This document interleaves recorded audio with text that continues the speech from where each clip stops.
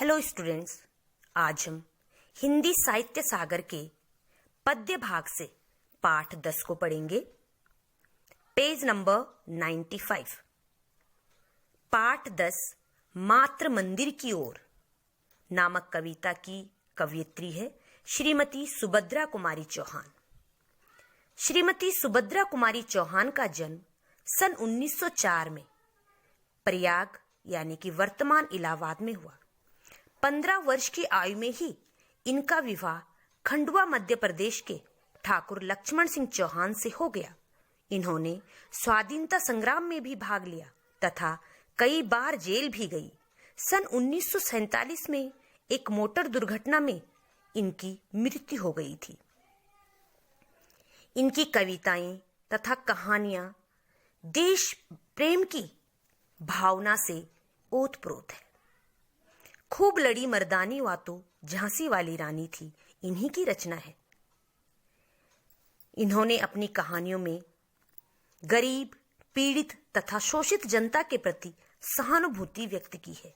इनकी भाषा सरल, सहज एवं व्यवहारिक है और इनकी रचनाओं में देश भक्ति की भावना कूट कूट कर भरी हुई है। तो यहां पर इन्होंने लिखी है मात्र मंदिर की ओर। व्यथित है मेरा हृदय प्रदेश, चलूं उसको बहलाऊं आज। बताकर अपना सुख दुख उसे, हृदय का भार हटाऊं आज। चलूं मां के पद पंकज पकड़, नयन जल से नहलाऊं आज। मात्र मंदिर में मैंने कहा, चलूं दर्शन कर आऊं आज। कवयित्री का हृदय बहुत व्यथित है, दुखी है, इसलिए क्योंकि उस समय हमारा भारतवर्ष अंग्रेजी शासकों के अधीन था। कवयित्री के मन में भारत की पराधीनता को लेकर मन की पीड़ा अभिव्यक्त हुई है। कवयित्री कहती है कि उसके हृदय में पीड़ा है। वह मात्र मंदिर में जाकर अपने हृदय को हल्का करना चाहती है। वह भारत माता के कमल के समान चरणों को पकड़कर अपना दर्द रो रो कर सुनाना चाहती है। वह मात्र मंदिर के दर्शन करके अपने मन को हल्का करना चाहती है। यानी कि कवयित्री के दुख का कारण यह है कि भारत मां पराधीन है। अनेक बलिदानों के बाद भी भारत को पराधीनता से मुक्ति नहीं मिल पा रही है। इसीलिए वह भारत माता को अपने सुख दुख का साझीदार बनाना चाहती है तथा उसके चरणों को पकड़कर आंसू बहाकर अपनी पीड़ा व्यक्त करना चाहती है। किंतु यह वह अचानक ध्यान, दीन हूं, छोटी हूं अज्ञान। मात्र मंदिर का दुर्गम मार्ग तुम ही बतला दो हे भगवान। मार्ग के बादक पहरेदार, सुना है ऊंचे से सोपान। फिसलते हैं ये दुर्बल पैर, चढ़ा दो मुझको हे भगवान।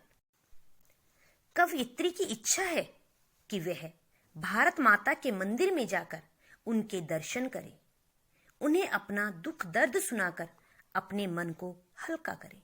परंतु तभी उसे अपनी दुर्बलता तथा छोटेपन का आभास होता है।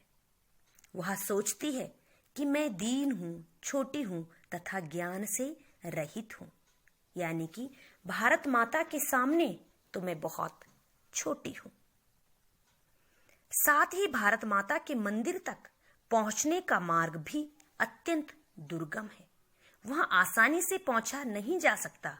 इसलिए कवयित्री भगवान से प्रार्थना करती है कि वे उसे वहां तक पहुंचाने का मार्ग बताएं। भारत माता के मंदिर तक पहुंचने में अनेक बाधाएं हैं। वहां पहरा देने वाले भी हैं, जिसके कारण वहां पहुंचना कठिन है। कवयित्री कहती है कि उसके दुर्बल पैर फिसल रहे हैं। हे भगवान, मुझे मात्र मंदिर की ऊंची ऊंची सीढ़ियों पर चढ़ने की शक्ति प्रदान करें। यानी कि कवयित्री भगवान से प्रार्थना करती है कि उसे इतनी शक्ति दे कि वह मात्र मंदिर तक पहुंच सके तथा भारत मां को विदेशियों के शासन से मुक्त कराने में अपना योगदान दे सके। पहरेदार से कवयित्री का संकेत विदेशी शासकों से है, जिनके कारण भारतवासियों द्वारा अपने देश को विदेशी शासन से मुक्त करवाने के सारे प्रयास निष्फल हो रहे हैं।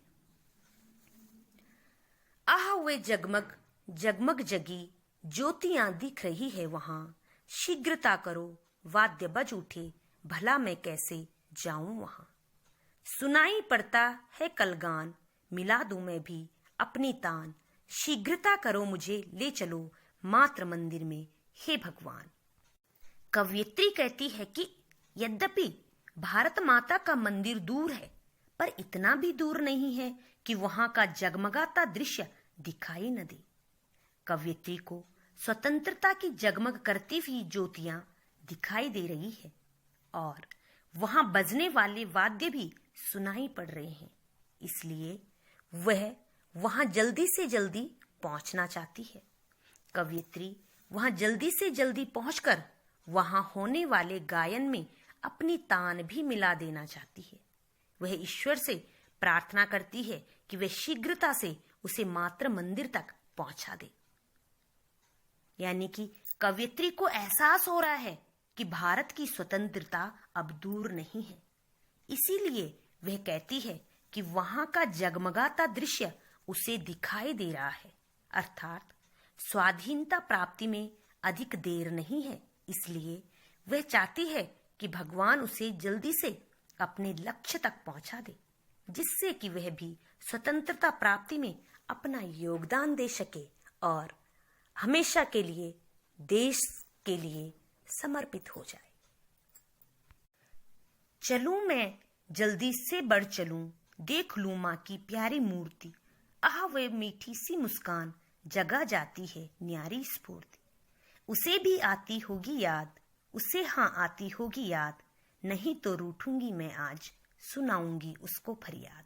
कवयित्री भारत माता के मंदिर में जल्दी से जल्दी पहुंचकर भारत माँ की प्यारी मूर्ति को देखना चाहती है।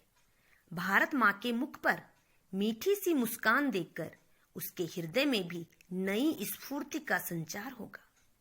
कवयित्री को पूरा विश्वास है कि भारत माता को भी अपने बच्चों की याद अवश्य आती होगी। यदि ऐसा नहीं है तो वह कहती है कि मैं अपनी माँ से रूठ जाऊंगी तथा उसे अपनी विनती अवश्य सुनाऊंगी।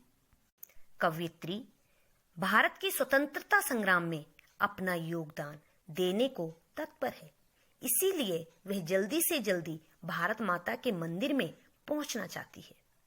उसकी इच्छा है कि भारत शीघ्रता से विदेशी शासन से मुक्त हो और वह भारत माँ को मुस्कुराता हुआ देख सके। भारत माता के मुख पर मुस्कान देखकर उसे भी नई स्फूर्ति प्राप्त होगी और उसमें नया जोश एवं नई उमंग आ जाएगी। कलेजा माँ का मैं संतान, करेगी दोषों पर अभिमान, मात्र वेदी पर हुई पुकार, चढ़ा दो मुझको हे भगवान। सुनूंगी माता की आवाज, रहूंगी मरने को तैयार, कभी भी उस वेदी पर देव न होने दूंगी अत्याचार, न होने दूंगी अत्याचार। चलो मैं हो जाऊं बलिदान, मात्र मंदिर में हुई पुकार, चढ़ा दो मुझको हे भगवान, चढ़ा दो मुझको हे भगवान। कवयित्री कहती है कि माता के हृदय में अपनी संतान के प्रति ममता, स्नेह तथा वात्सल्य के भाव भरे होते हैं। माँ के हृदय की यह विशेषता होती है कि वह अपने बच्चों के दोषों को क्षमा कर देती है। अपने बच्चों के दोषों को देखकर भी उसके हृदय में बच्चों के लिए प्यार कम नहीं होता, बल्कि संतान के प्रति गर्व का भाव होता है। मात्र वेदी पर पुकार हुई है, इसलिए कवयित्री अपना बलिदान देना चाहती है और भारत माता को पराधीनता से मुक्त कराना चाहती है। कवयित्री की इच्छा है कि वह मात्र वेदी पर कभी अत्याचार नहीं होने देगी। इन अत्याचारों को रोकने के लिए यदि उसे अपने प्राणों का बलिदान भी करना पड़े तो वह सहर्ष ऐसा करेगी। वह भगवान से प्रार्थना करती है कि वह उसे मात्र मंदिर की पुकार पर आत्मोत्सर्ग करने की शक्ति प्रदान करे। उपयुक्त पंक्तियों में कवयित्री ने माँ के स्वभाव की विशेषता का बड़ा सुंदर वर्णन किया है कि माता कभी कुमाता नहीं होती है। वह अपनी संतान के दोषों को भी अनदेखा कर देती है। कवयित्री की इच्छा है कि वह अपनी मातृभूमि पर होने वाले अत्याचारों को देखकर चुप नहीं बैठेगी और किसी प्रकार के अत्याचार नहीं होने देगी। अत्याचारों को रोकने के लिए वह अपने प्राणों का बलिदान करने को भी तत्पर है। इस प्रकार से कवयित्री ने मातृ मंदिर की ओर नामक कविता में अपने मन के भावों को व्यक्त किया है। कवयित्री एक सच्ची देशभक्त है। उनके रोम रोम में देशभक्ति की भावना भरी हुई है। तो प्यारे बच्चों, मुझे आशा है आपने इस कविता का भाव समझा होगा और साथ में कवयित्री के माध्यम से जो संदेश हमें दिया गया है वह भी आपको भली भांति समझ आया होगा कि हम सबके अंदर देशभक्ति की भावना होनी चाहिए। हम देश के नागरिक होने के नाते हम सबका अपनी भारत भूमि के प्रति भी कोई कर्तव्य बनता है। उसकी सुरक्षा करना, उसके स्वाभिमान की रक्षा करना हम सबका दायित्व बनता है। तो आगे इस कविता पर आधारित जितने भी प्रश्न उत्तर आपकी वर्कबुक में हैं, आप उन्हें साथ साथ में करते जाइए। धन्यवाद।